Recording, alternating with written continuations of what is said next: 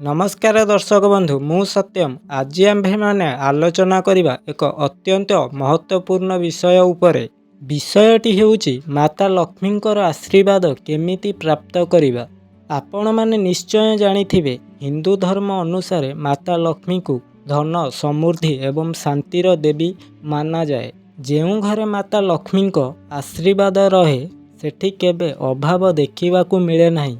सेठी रहे सुख समृद्धि एवं सफलता। किंतु किछि एमिति घर मध्य थाए जेउ घरर सदस्य जेते इनकम करी टंका घर को आनिले मध्य से धन से घरे रुहे नाही।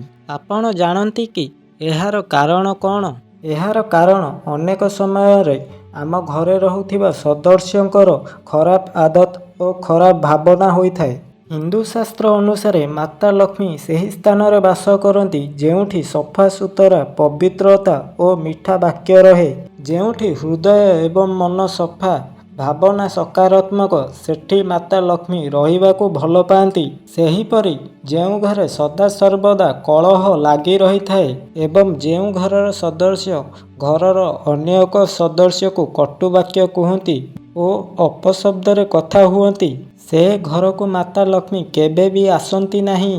ध्यान दियंतु प्रायतः आमे बहु समय रे माता लक्ष्मींकर कृपा दृष्टि एवं धन ऐश्वर्य प्राप्त करिबा पाई विभिन्न उपाय करिथाए। जेपरिक विभिन्न जंत्र विभूति एवं धार्मिक वस्तु आनी घरे रखिबा द्वारा भावे कि एबे आम घरे माता लक्ष्मींकर कृपा दृष्टि पड़िबो आउ आम घरे टंकार वर्षा हेबो। किंतु माता लक्ष्मी केवल वस्तुरे नुहे से आपणक भल व्यवहार भावना एवं सकारात्मक ऊर्जा और आपणक बाणी रे वास करिथांती।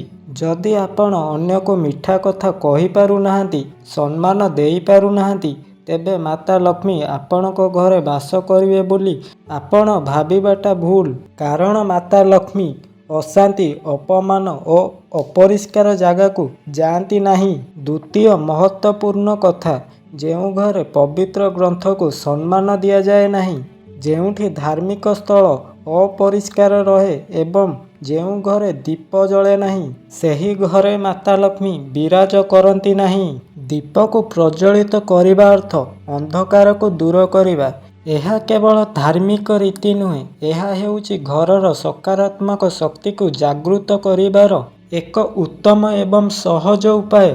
सेथिपाई सकाळे एवं संध्यारे घरे दीप जालिबा अत्यंत शुभ मना जाए। बंधु माने तृतीय महत्वपूर्ण कथा को ध्यानर सहित शुणंतु। माता लक्ष्मी सेहिठारे रहंती जेउठारे पवित्रता रहे। जदि से घर नियमित अपरिष्कार अवस्थारे रहे से घरे धन रहिले मध्य शांति रहे नहीं। तेणु घर को सफा रखिबा पूजा स्थल को पवित्र रखिबा और प्रतिदिन को शुभ एवं पवित्र बाणी रे आरंभ करिबा यह हेउची माता लक्ष्मी को आमंत्रण करिबार सरल उपाय। तेणु बंधु माने जदि आपण माता लक्ष्मींकर आशीर्वाद चाहुछंती तेबे आपण आपणक घर को केवल सजाड़न्तु ताहा नुहे बरम घर को भल भावना और सकारात्मक शक्ति रे भरंतु। जेपरिक आपण जहा संगरे कथबार्ता हेउछंती तांको असम्मान करी किछि कुहंतु नाही। सदा सर्वदा मीठा बाणी रे कथा हुअंतु। प्रतिदिन घरे सकाळे संध्यारे दीप प्रज्वलित करंतु। सेहीपरि सदा सर्वदा घर को सफा रखंतु एवं धार्मिक स्थलर सम्मान करंतु। एही भली कले माता लक्ष्मी आपणक घरे सदा सर्वदा विराज करिवे एवं धन सह सुख और शांति मध्य आसीबो। बंधु माने आशा करुछि आजिर भिडियो रे आपण माने बहुत किछि जानिबाकू पाइथिबे। आजि पई एतिकी आउ थरे देखा हवा आउ एक नुआ भिडियो रे। से पर्यंत रहुछि नमस्कार जय जगन्नाथ।